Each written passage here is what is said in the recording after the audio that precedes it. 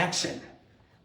All right, so with the abstract, on the split panel here, this is about the right proportions for abstract. I'm gonna take a little bit of blue and white and gray.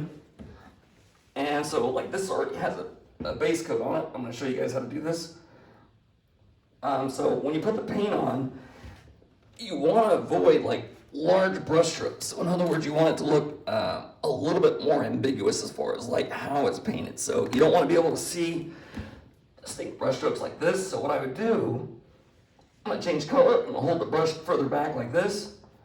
I'll put the base coat on. Change color quite a bit though.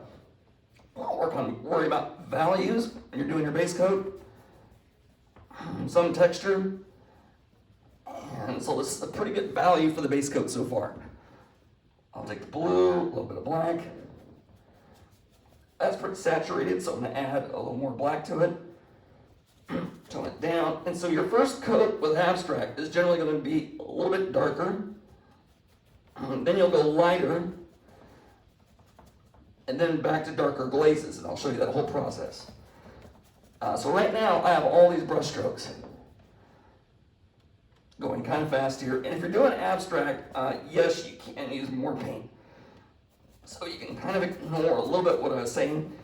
Your first coat should be really thick paint. So you may need more than just 1 cup of something. So kind of pretend like it's a base coat of a sky or something. So now I'm coming in here, scrubbing that in, and I'll stop about halfway so you can see other parts of this process. All right, so now I have this, getting rid of all these like obvious brush strokes, just by going back into it, stumbling if you're doing buildings or interiors. Normally you want it like darker on the bottom. So down here, I'll even go darker. So if you have a darker base, like a landscape is like light sky and dark horizon. So it's the same thing with abstract. To make it feel weighted, you want to go a little bit darker on the bottom and lighter on the top. It'll feel kind of grounded. All right, so now I have the base coat on there. It's all wet paint so far though. So here's what you can do with that. I'm gonna get rid of the brush strokes. This is a dry paper towel. I'll wad this up, and to get rid of the brush strokes, I'll scumble it a little bit, tap it on there, and then you can even use like tree branches and like hit it around a little bit, be kind of rough with it. Now even like take your fingernail and do like a little kitty cat scratch, like those are kitty cat scratches. As long as it looks like a brush stroke, you're gonna be fine. So this is a pretty decent base coat for that part. I could go over more layers, but it's good enough for now. All right, so now we got a darker base coat. Now what I'm gonna do is go back into it a little bit. I'm gonna take a business card, or you could use like a piece of like stiff paper, or like Bristol board or something like that. And what we're gonna do now is mix up a lighter value. Not totally lighter, but a little bit. And it doesn't have to be like the exact same color. Like not just a tint of the blue, but I'll add maybe a little bit of the raw cyan in there too. So the color is gonna be more like this. That's really bright right there, so I'm gonna tone that down a little bit. Mix up a little more black, a little more blue, that's pretty good. And now what I'm gonna do is I'm gonna scrape up the paint. So you can kind of see like how thick that paint is. It's kind of a thick layer of paint right there. And then I'll spread it out on the business card. And this is one technique here. So we're gonna like layer it. So abstract, you need to have a lot of different techniques. So watch this. So I'm gonna come in here, get this to spread out a little bit. Scrape that off. Lightly go across it. And then, but I'm not gonna do that over the whole thing, otherwise it's a gimmick. I'll put that on there just like that. I'll scrape up a little more paint. Put something on the bottom here. So this is called we'll call it the business card palette knife. I have more brown over here, a little bit lighter on the top. Then to get rid of this technique, so we have like the base coat, we have the lighter texture level, and then take a sponge and then lightly haze it out. Watch, just come in here, just lightly haze it. And what that does is gets rid of the obvious palette knife tricks. So you don't really notice, like, doesn't stand out like one trick. So if you do one technique and you leave it just like that, it'll look like a gimmick or like a painting video, kind of like the Bob Ross technique. Or Bob Ross will use a fan brush, and that's kind of it. So want to avoid that. All right, so then you can kind of see up closer, you can see like the texture on that, so it's a little bit more of a variety. And then we'll go over that with a darker glaze here in a second. All right, so then rather than going over the whole thing, I'll show you parts of it, other things you could do. All right, that's one thing. Another thing you could do is take a toothbrush, and this is kind of a same thing as technique as we use on dirt. I'll take a little raw umber,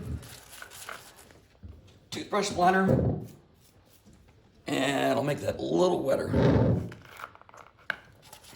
Paint, and dip that in, get it all looby, and then splatter that. But once again, you don't want to have it too obvious that how it's done, so you don't want to splatter the whole thing. Try to save some of the techniques for other portions. So I'm going to do this with splatter, this side, and the other side I'm going to leave alone. Kind of like put that on there, space out a little bit. Okay, so that's another technique. All right, the next technique I'm going to show you guys is called force lifting. And that one, I might have set the thing down. So I'm going to go over that with a little more of the... So with force lifting, you want to paint the color on that's going to be quite a bit different in value in general. So I'll mix up a tint of the color. I'll put some paint on, then immediately smear it with this. So watch this. Come in here. I'll go over this part.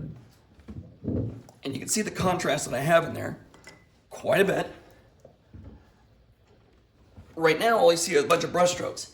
I'll take the sponge though and spread it out over the whole thing. It's not really glazed, but it's not like, it's not thick either. Somewhere between a glaze and that. All right, so now I have a glaze on that part. I'm gonna let that dry for just a little bit. And while it's drying, I could add a glaze to this section right here. Go over that with a little bit of a glaze. And abstract, you should have a lot of layers of paint. So with abstract, I would say try to give yourself maybe a minimum of like 6 layers of paint. All right, so then I'm gonna take this thing. You're not gonna be able to see it too well, but, and then I'll take some water. This is for the force lifting part. I'm gonna take the paint, touch it, see how dry it is. Then you're gonna sprinkle some water on it. And this is how we get force lifting. So come in here, maybe a little more water. All right, so you can see the water that's on there. Let the water stay for about maybe like 3 minutes. I'll speed it up though since it's a magic show. Maybe like 3 minutes until the paint changes color. So the water will start kind of eating away at the paint. And what you're gonna do before it sinks in there too much, touch the old paint. And when that gets dry, I'm gonna take a paper towel. So it's gonna drip down a little bit, but that's okay. So, and I'll take a dry paper towel and I'll tap this on there. And it's only gonna take the paint off where the water was. And that's how you get force lifting.